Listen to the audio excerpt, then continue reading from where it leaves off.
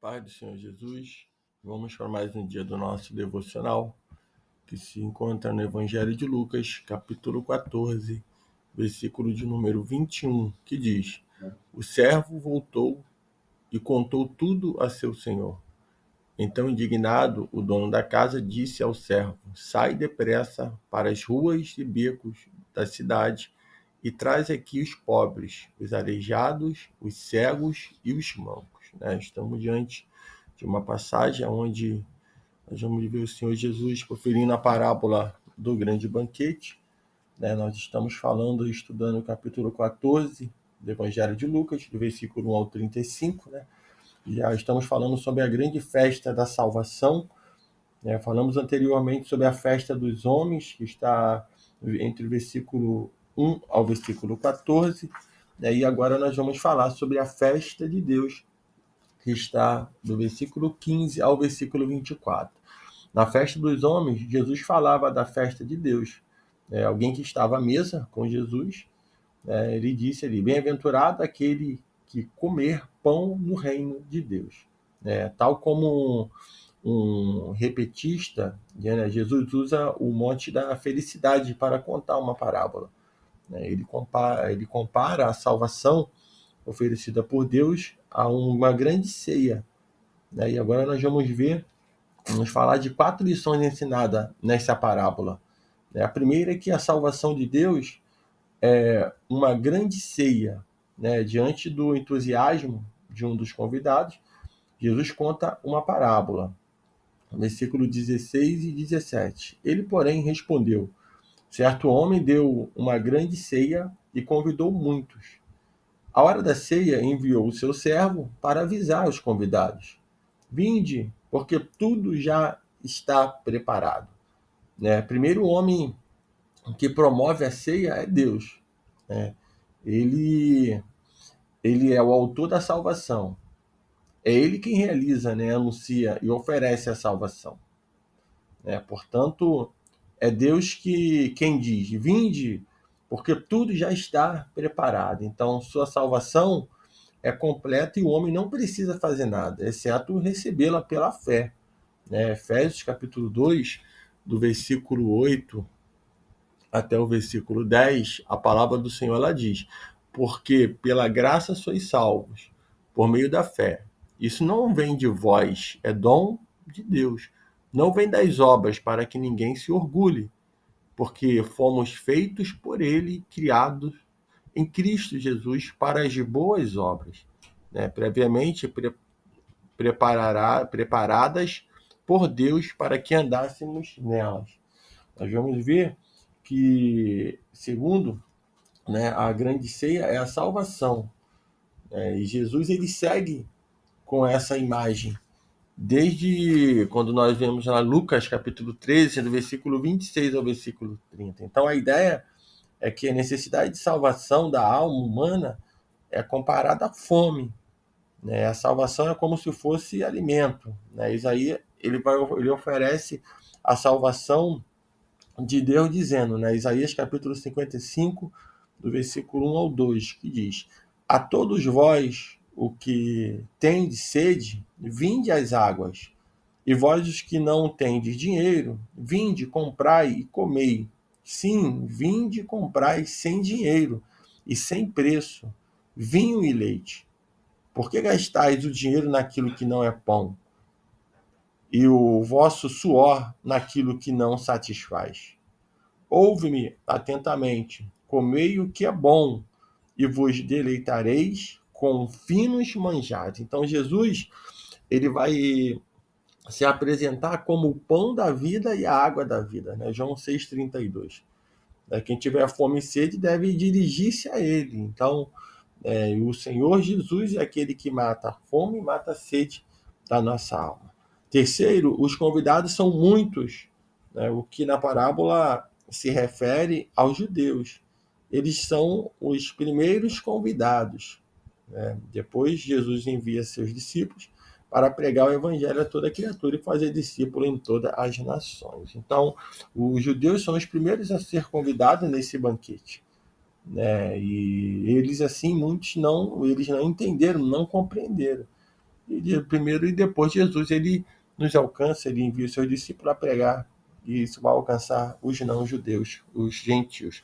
Outro ponto importante quanto a essa lição dessa parábola é que os homens sempre recusarão o convite da salvação. Então, na parábola, todos que recebem o convite para a salvação se recusam a aceitá-lo. No versículo 18 diz: não obstante, todos a uma começaram a excusar-se. Observe que todos, individualmente, apresentaram desculpa para não aceitar o convite. Observe os 3 relatos. Disse o primeiro: comprei um campo e preciso ir vê-lo. Rogo de que te tenhas por escusado. Outro disse: comprei 5 juntas de bois e vou experimentá-las. Rogo de que me tenha por escusado. E outro disse: casei-me e por isso não posso ir.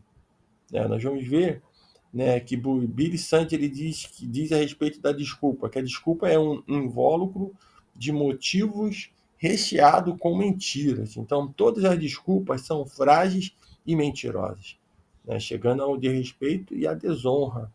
Diferentemente dos convidados interesseiros que haviam aceitado o convite para o banquete ao qual Jesus se encontrava, versículo 7, os convidados da parábola nem sequer levaram em consideração a honra de terem sido chamados para o banquete de Deus. As desculpas, portanto, são injustificáveis, pois ninguém, principalmente um judeu, compraria um campo sem vê-lo ou uma boiada sem experimentá-la. Além disso, era tarde e o jantar só seria servido à noite. Ninguém visita uma festa ou experimenta uma junta de boi no escuro. O que se casou não quis ir, por isso desculpou-se usando um compromisso afetivo. O fato é que todos deram uma desculpa para não aceitar o convite divino. O Senhor Jesus ele tem convidado, ele chama, e muitos têm usado de situações como esses homens usaram.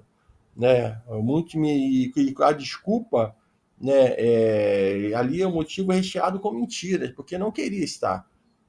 E usam muitos, como aqui, compromisso afetivo, coloca a família, coloca os filhos, coloca aqui alguém, algum compromisso. Então, tudo isso são desculpas dadas para não sentar no banquete. É o homem recusando o convite da salvação. Então, Jesus ensinou que os homens não querem ir a ele para receber a vida. Há muita disposição da parte de Deus em oferecer a salvação, da parte do homem em recebê-la. Mais uma vez, a rejeição dos judeus é apontada por Jesus. Então, se o Senhor tem te convidado para esse banquete, não recue, não recuse, não coloque desculpas, porque a desculpa ela vem acompanhada, muitas das vezes, ela vem recheada de mentiras. Outro ponto referente a essa lição, que devemos nos ater, é que Deus trará aqueles que desfrutarão o banquete da salvação. Depois do insucesso, o servo volta e conta tudo ao seu senhor. O anfitrião se ira e ordena ao seu servo para trazer novos convidados. Versículo de número 21. Sai depressa para as ruas e becos da cidade e traze para aqui os pobres, os aleijados, os cegos e os coxos. Observe que, mais uma vez, o convidado do banquete são os desclassificados da sociedade. Esse fato condiz com a ênfase do Evangelho de Lucas, em que o reino de Deus vem para os que estão esquecidos e são rejeitados. Quantos estão rejeitados e foram esquecidos? Quantos tiveram a sua vida, talvez não deu certo no seu relacionamento, no seu casamento, não deu certo em alguma área da vida, e hoje eles estão sendo rejeitados. E muitos que se dizem que deram certo estão sendo convidados para o banquete, estão sendo convidados para sentar à mesa e não querem sentar à mesa com o Senhor Jesus. Nós observamos que muitos estão aí rejeitados. Não, esse não serve porque esse casou e divorciou. Esse não serve porque esse traiu. Esse não serve porque esse roubou. Esse não serve porque esse matou. São tantas as desculpas. E o Senhor Jesus ele vem e ele chamou os seus, os judeus. Eles não o quiseram. E eu creio também que ele chamou muito crente, muitos servos do Senhor que estão rejeitando hoje o convite, até mesmo de pregar o evangelho do Senhor. E Jesus ele vem nos ensinando que ele veio para esses que estão rejeitados, aqueles que estão, né, estão rejeitados, estão desclassificados aos olhos de muitos e até mesmo de nós cristãos. É esse que o Senhor chamou. E Deus ele vem para os que estão esquecidos, são rejeitados. Então a salvação rejeitada pelos judeus e por todos aqueles que se acham bons, né, é levado aos esquecidos e doentes. Então Deus escolheu os fracos, os humildes e os desprezados para salvar. 1 Coríntios capítulo 1 e 26. Né? A razão disso é para que ninguém se glorie. Né? O servo obedeceu, mas ainda havia lugar na ceia da salvação. Então o Senhor ordena, sai pelo caminho e atalhos e obriga a todos a entrar para que fique cheia a minha casa. Né? Então, os caminhos e atalhos representam as regiões que os gentios habitavam. Né? Deus enche a sua casa com gente de todas as nações da terra. Então, o verbo, né, obriga, né, significa forçar, obrigar e constranger por meio de persuasão. Né? Então, a graça é oferecida e recebida de forma irresistível pelo poder do Espírito Santo. Aqui a ideia não é forçar, não é a força empreendida, né, para fazer entrar, mas a urgência quanto ao convite da salvação. Então, esse é a urgência, né? Vai e obriga, né? No sentido, não é no sentido da força, né, empreendida ali, mas para que, com urgência, aqueles convidados eles viessem entrar naquele banquete ali da salvação. Né? Continuando ainda, vamos falar de mais uma lição, a quarta lição. Não há outra chance para aqueles que rejeitam o convite da salvação. Jesus, então, ele conclui no versículo 24, porque eu vos declaro que nenhum daqueles homens que foram convidados provará a minha ceia.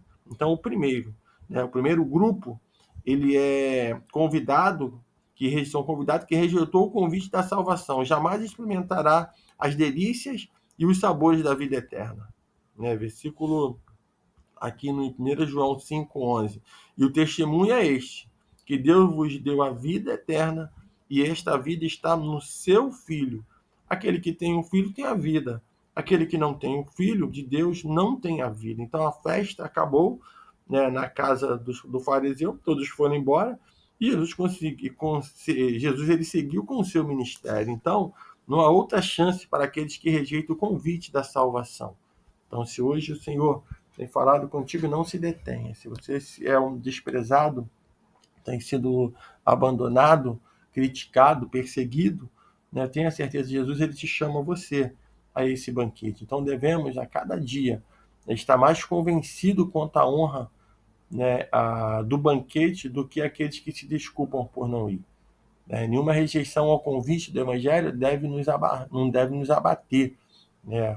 A nós cabe evangelizar, aos outros aceitar. Então, que nós possamos entender que devemos aceitar prontamente o convite de Deus para a salvação. Né? A festa do Senhor, a festa de Deus é para os indignos.